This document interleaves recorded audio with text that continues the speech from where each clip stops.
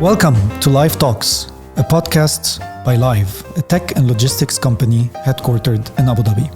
On Lyve Talks, we tackle fintech, logistics, business, and best practices in the workplace. I'm Karim Bakhash, the VP of Strategy at Lyve Global, and I will be your host.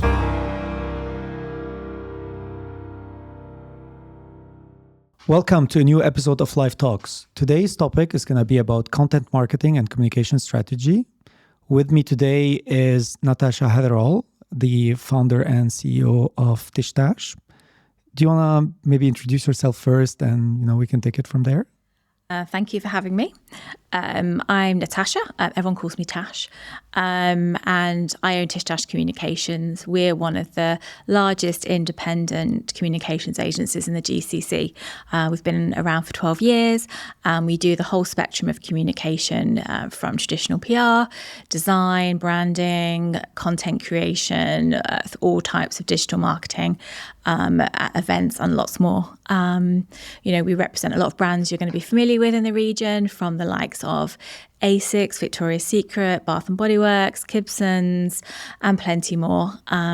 There's over 60 in our team, and we're all very, very passionate about content. Great. Well, very excited to have you here. I think I'll just give a quick intro. What is content? When we talk about content marketing and communication strategy, it's really, some people say, an art and science of how do you communicate with your customers without selling them yet anything. So it's like, how do you interact and connect with your audience? I've heard I read a very interesting fact, not like yesterday when I was preparing for the podcast. I was like 40% of users now use social media for their purchasing decision. It sounds very, very big, coming from an older generation where we only had TV and radio and newspaper to get our advertising. Now it's everywhere.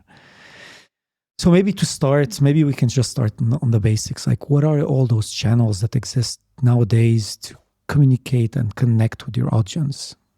I think, today, I think even the way that we define content is very, very different than it used to be. There's so many different channels, be it obviously, from paid media to social media, newsletters, LinkedIn, there, even, down to obviously the sort of, this piece of content, and then there was obviously channels of distribution. So, when we're talking content, I think as well, like a lot of people, it means different things to different people, but ultimately, we have so many different channels these days to get our message out there to our customers. It's very tricky for retailers and any brand owners, right? And I can relate to it, talking as a business, but also talking about the clients we help digitize. It's always very difficult. One is, how much do you spend? Where do you spend it? And what message are you trying to pass? And given the proliferation of channels lately, it's even more and more difficult because you have to kind of segment and try to reach to the right audience with the right channel. So how do you take this forward? Like, what is the right approach? Because as a young organization, like we're maybe not a very small organization, but we're kind of a scaling organization. And there's also from our clients, a very small organization. How do you approach this? Like, it sounds very overwhelming for somebody who also doesn't really kind of familiar with communication and content. Yeah, and I think that's the thing. I think it is very overwhelming. And that's where a lot of clients, be it of whatever scale of business they are, they come to us, and I think sometimes they don't necessarily know what they need because it just seems like a lot.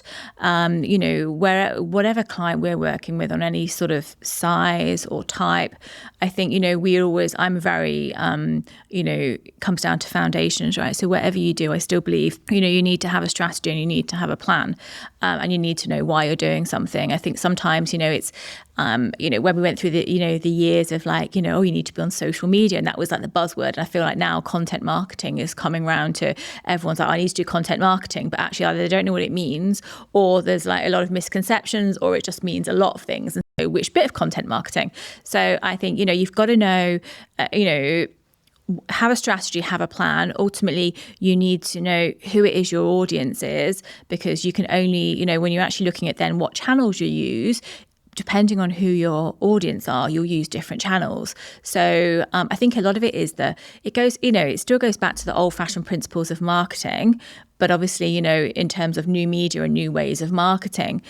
So I think, I always say, follow the same principles of marketing.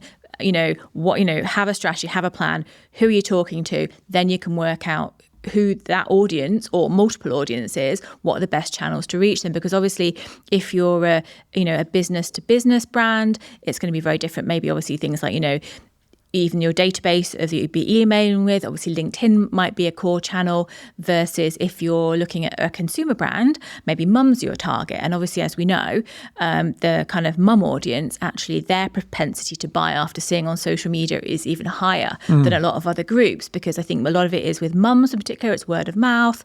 They trust their other kind of fellow mums. So, it's all these things you have to take into consideration with the decisions you make. Right. I can relate with this, whatever you just said. There's a lot of, it seems that depending on the segments, actually your channel of where you're consuming media and content differ drastically. So what we're trying to say here is, as an organization, you need to understand first who's your target audience. That's probably the base of everything. Once you know who's your target audience, then you can look at your different channels that are available to get to that target audience. Yeah. And then you devise the content that you want and the channel you want. Yeah. I think too many businesses, and one of the things that I see as well is, too many people try and be everything to everybody. Correct. And that obviously comes from, if you have a strategy and you have all your kind of target audience and your personas, then it becomes easier. But, with everything, I think, when you try and be everything to everybody, you end up being, nothing to anybody. So I think that's why it's really, really important to drill down to get, to have the right strategy and the right channels. Right. Okay. What do you think is the base of all this? To start all this journey of, I have a target audience. I know these are the channels. What is then the next step? What is the base of everything? I think that obviously, when you know who you're talking to, so then obviously it is about, choosing your kind of, channels and the way you're going to deliver, to your target audience. And I think something as well is, you've got to be practical in terms of, the resources you have, both financially and people-wise as well. Because all of these things, I say, to do content really and content marketing really well, it actually takes a lot of time. It isn't just as kind of, so, but I think, there are learnings on how you can make it easier for yourself. But, you have to, and I always believe it's better to do one or two things really well than try and do everything and do it kind of less well. So I think, depending on what situation you are in, then maybe, to start with, I think, you're going to learn things, and there's a lot of test and learn with content as well. So you're not going to probably get it right perfectly the first time. So maybe choose yourself one channel, two channels start with, and then, have a strategy for those, how you're going to use those. And then, sort of have maybe, a month kind of running in, what that looks like for you and your business. And then, you can learn and optimize accordingly. I think something I see as well a lot of the time is, people invest in amazing content. So I've, had brands that, for example, have spent a fortune on a really beautiful piece of hero content that could be for a campaign, which tells all the story and everything, say, about their brand.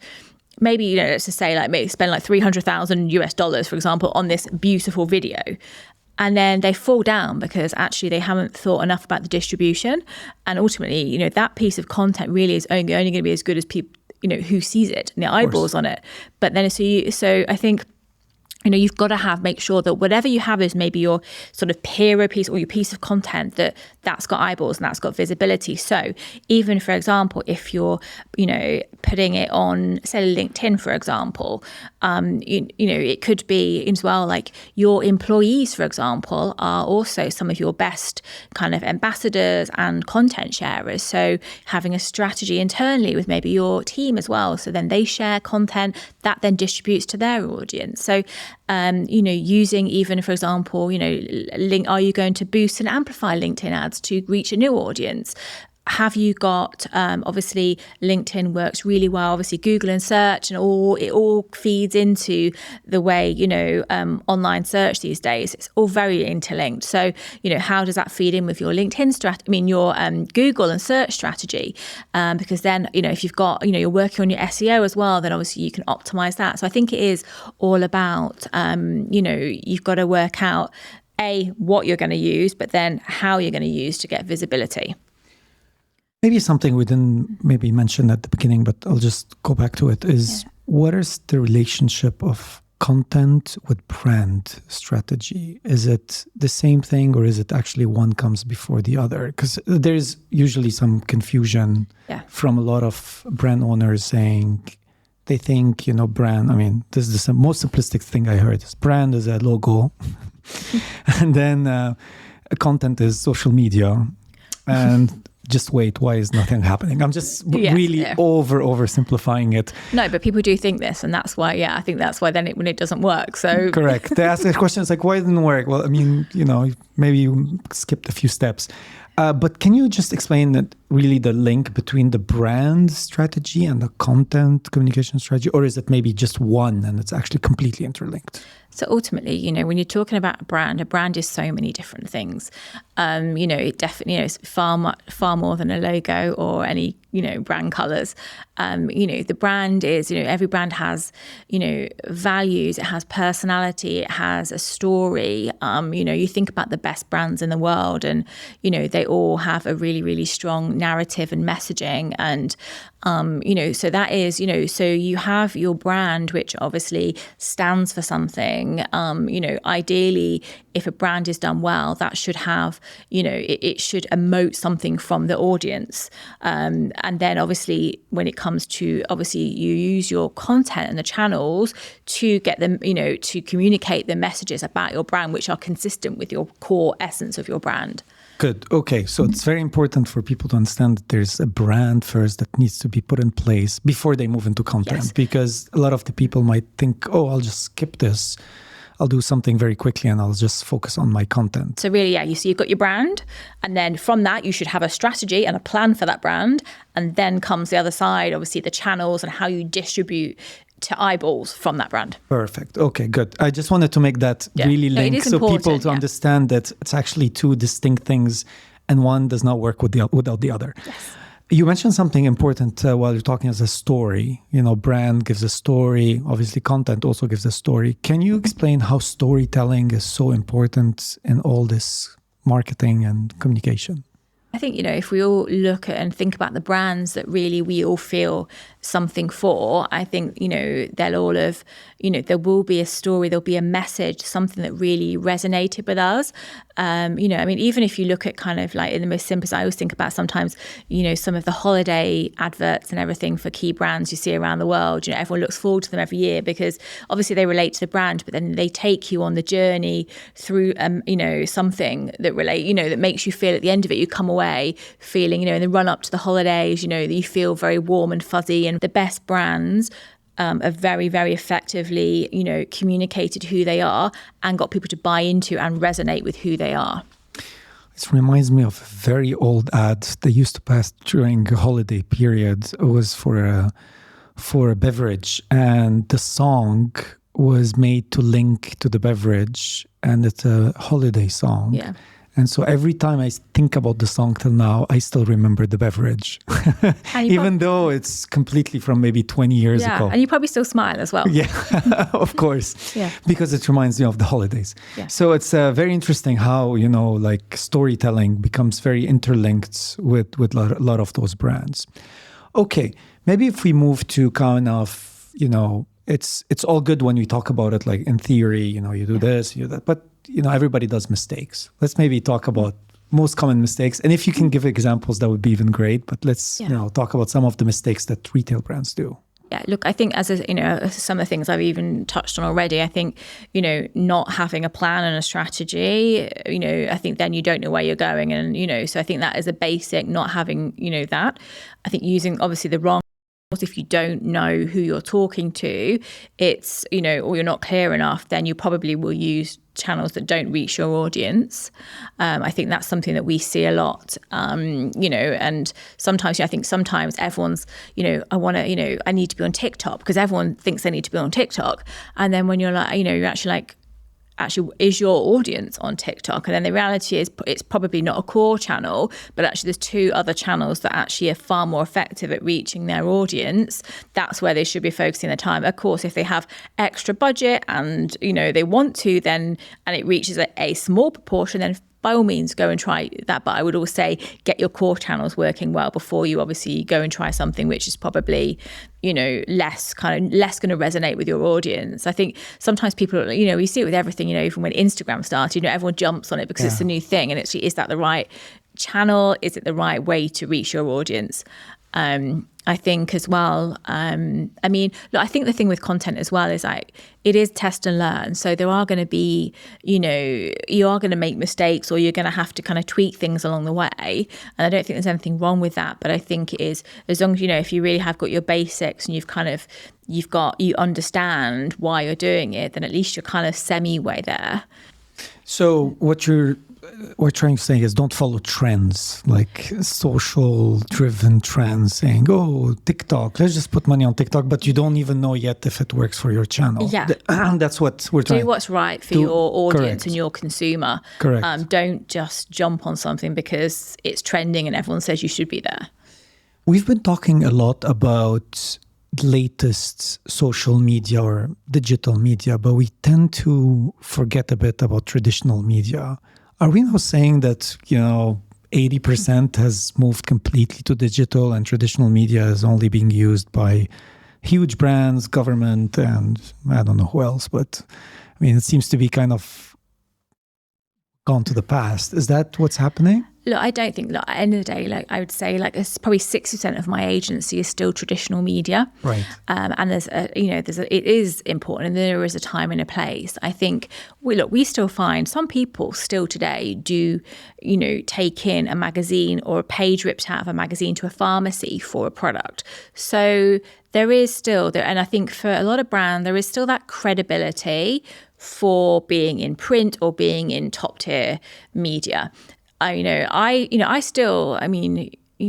read magazines, I consume traditional media. There are still, depending on who your target audience are, there is definitely a place for that. But I'm obviously, something that we're very, very digitally savvy at TishTash, and we do a lot of, in terms of looking at digital PR. And so for me, when I'm looking at my clients, I will always, of course, the print, we, would love, the print coverage. And, particularly a lot of time when it comes to things like investment, we have a lot of clients that are, they're either going for investment or they're announcing it, and that matters to their stakeholders, things like that. But at the same time, I always want to make sure that we've got digital coverage of the same as well, because the reality is that if you've got, a credible newspaper, like here, obviously we look at the newspapers such as Gulf News, The National, their search ranking is very, very high online on Google. So that's going to help the brand's SEO. The reality is in most cases, digital's around forever, right? So even if someone is searching for you in 5 years' time, they're going to find that. And it's funny because I have a lot of clients who maybe when they're starting PR and they don't really understand it so much, and even now they come back 5 years later and like, that article that we did 5 years ago about my business, even now today I still get business leads from it. People find me and they quote the article to me. So I think, as long as I think your strategy, when there's a time and a place for all media still, but I think making sure your traditional media, where possible, has an online digital presence, because then that supports your whole ecosystem of content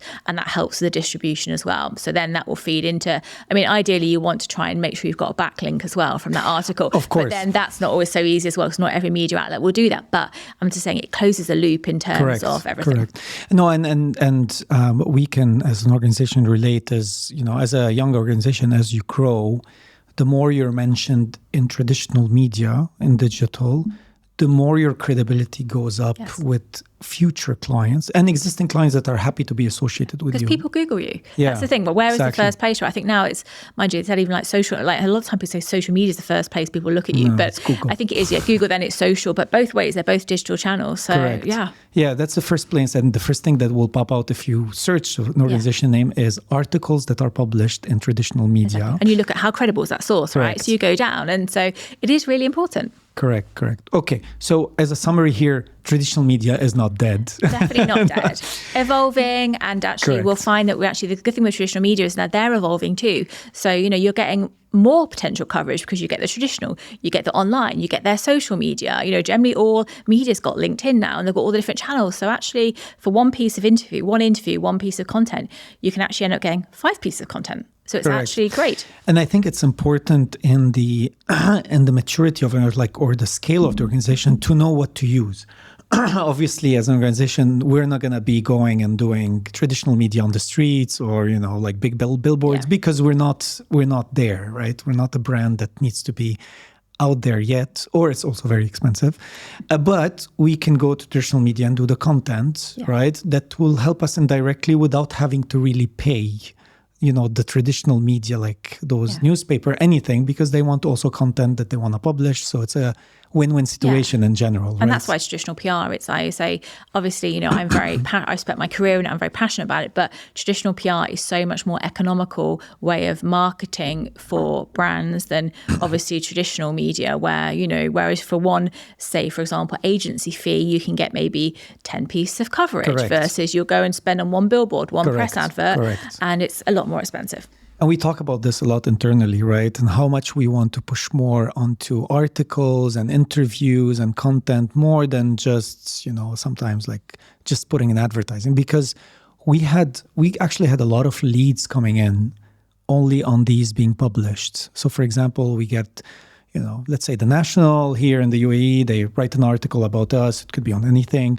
We put it on our LinkedIn or on social media, and you can see people clicking on it much more than anything else you've put. And then after that, they just reach out and they want to know more about your products.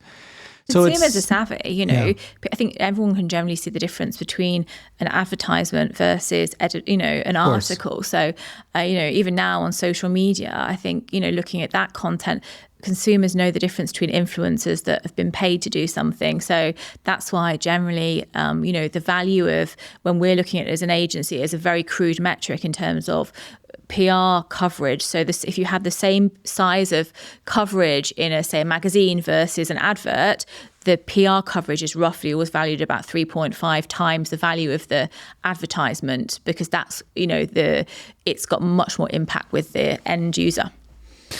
Good. Okay. I like the I like the conversation. It's very interesting. So let's maybe talk about example of successful. I mean, we talked about pitfalls, which is, I throw money everywhere and I don't know what I'm doing. I don't have a strategy. I don't have a plan. Maybe I don't even have a good brand. I'm just doing this right and left and expecting people to interact with me, which will not happen automatically unless you have something amazingly that everybody wants, which is very rare. You're not revolutionizing new products all the time. But again, the general consensus is you need to have everything in place, and those are the pitfalls. Maybe if we talk about successfuls, and love to have an example of like something you've seen that grew, changes a bit how it started interacting, and then as it does that, it continuously grow their brand presence and recognition, and also in the content of what they did.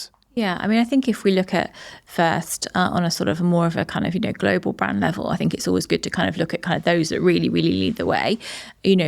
Obviously the likes of, Apple, Lego, and even like Airbnb, I really, really love their approach. They are very, obviously they have a strategy. Yes, they do have a lot of marketing budget behind them, but they are very consistent on every channel with who they are. And I think that's really clear. I think a lot of these brands, what they have in common as well, is that they're very good at, using their user-generated content. So this is something like now I feel like generally we're catching up on user-generated content, UGC as it's called.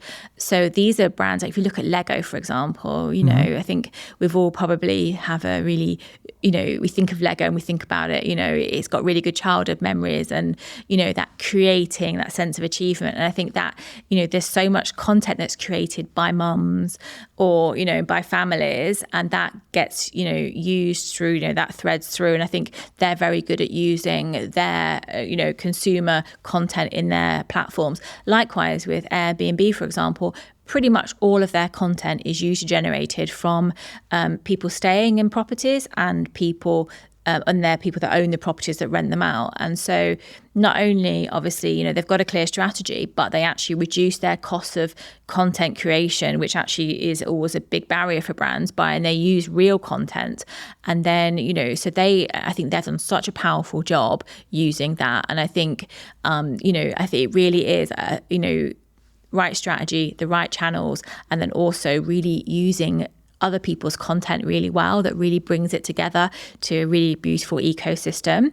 I think, I would say, here sort of locally, I think actually there's quite a lot of independent brands in the region that are doing it really well. And so I think it goes to show that you don't necessarily have to have the biggest budgets to, be able to kind of, do great content work.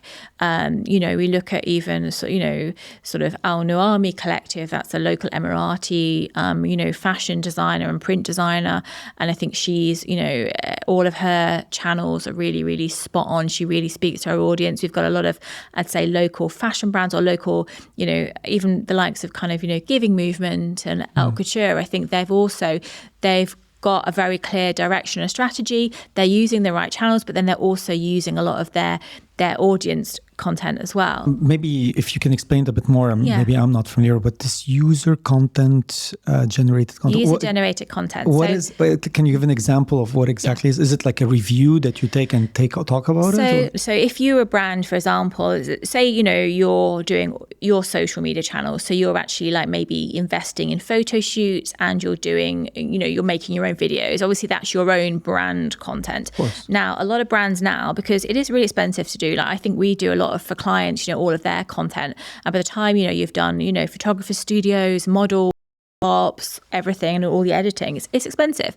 So now obviously there's a movement, and it also, not say it doesn't lack an authenticity. If it's done with the brand values, then actually, but sometimes, your target audience are always going to capture the essence, your brand. So it could be, you can use influencers and content creators to create content. So a lot of the time as well, for example, we're gifting influencers things, and they will create their own videos or their own TikToks or photography. So I think, it's evolving. So it used to be, for example, when Instagram was maybe more of a static image platform, right? We used to give people things and they used to take really beautiful curated image. Right. And obviously that's still, because it costs a lot of money for photography, being able to then reshare and use someone's photography. A lot of the time, we'd ask them, can we use or can you send us the original? Can we use it? And most of the time, as long as it's accredited, it'd be fine.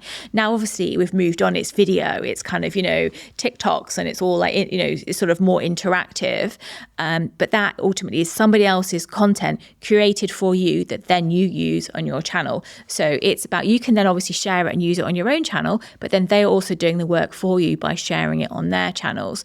So I think user-generated content is content someone else has created for you about your brand, but ultimately, you can use it, they use it, and it reaches more people.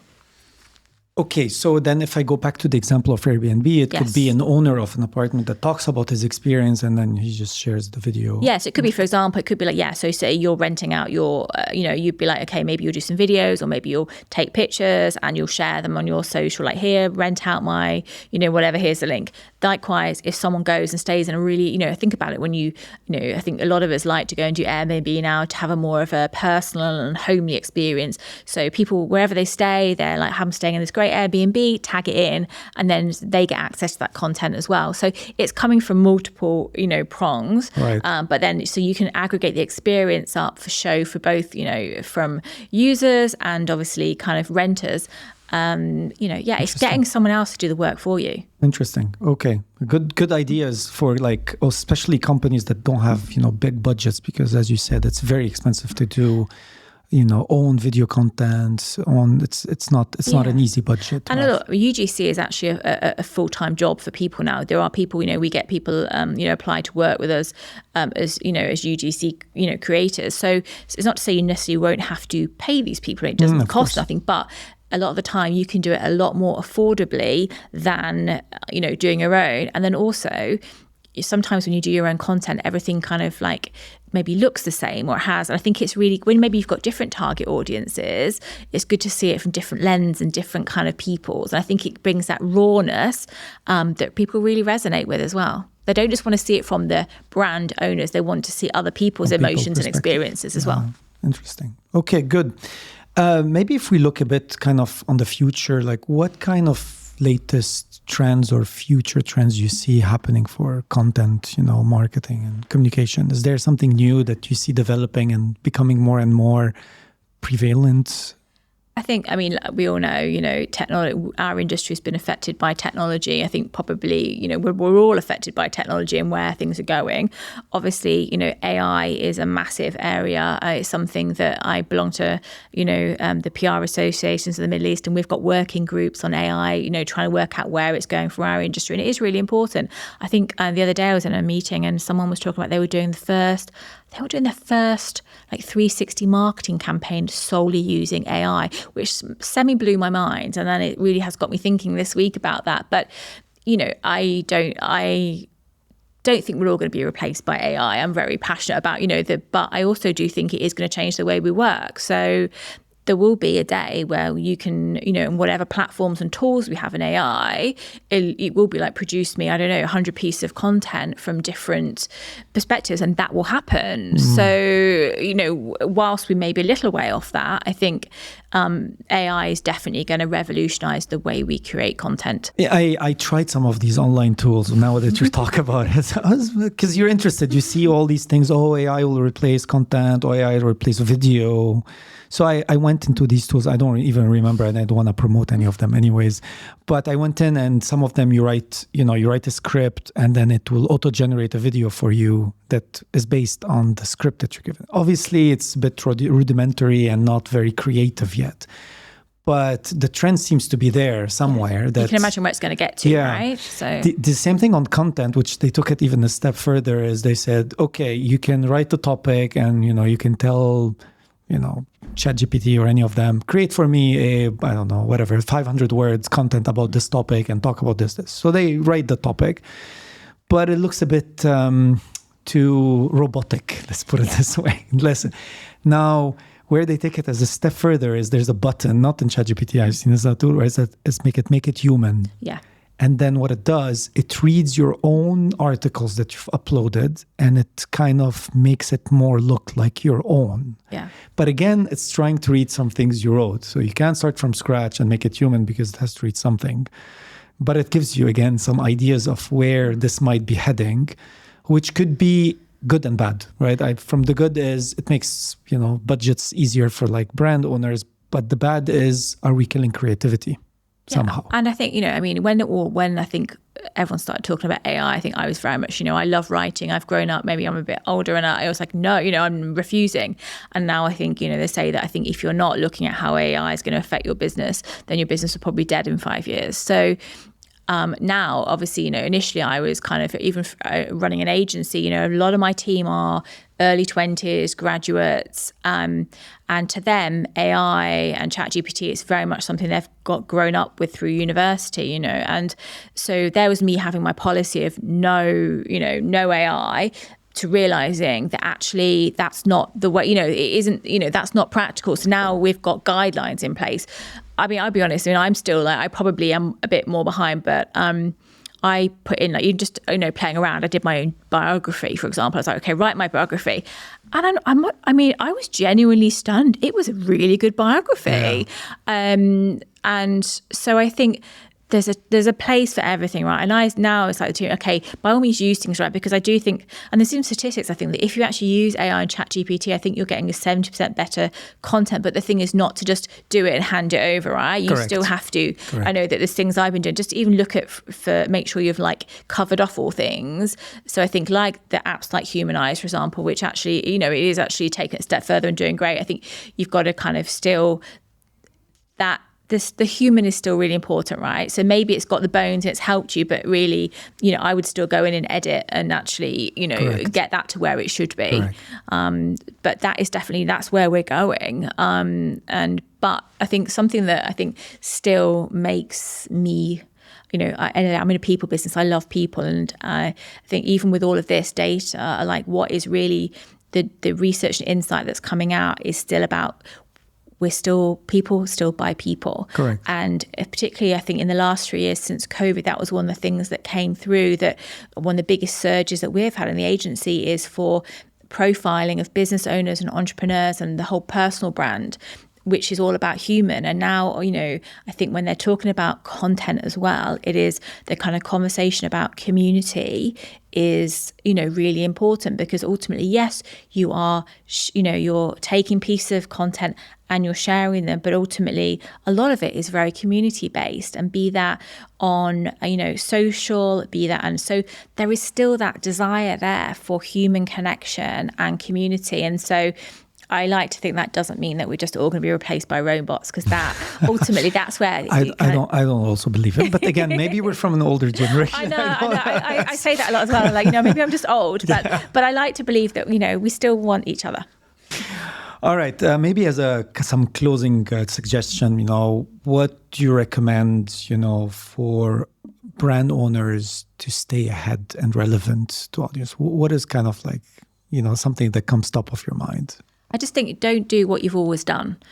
You know, just because, you know, it's always worked for you. I think you have to have an open mind and you have to try new things, try new channels. I think don't be scared of trying new things. Even, you know, okay, maybe you're not on TikTok yourself, for example, but maybe that your key target audience are. So I think try, you know, it's, I think that's sometimes new things look scary, and I don't think, you know, they should be. I think you just have to, you know, have a go.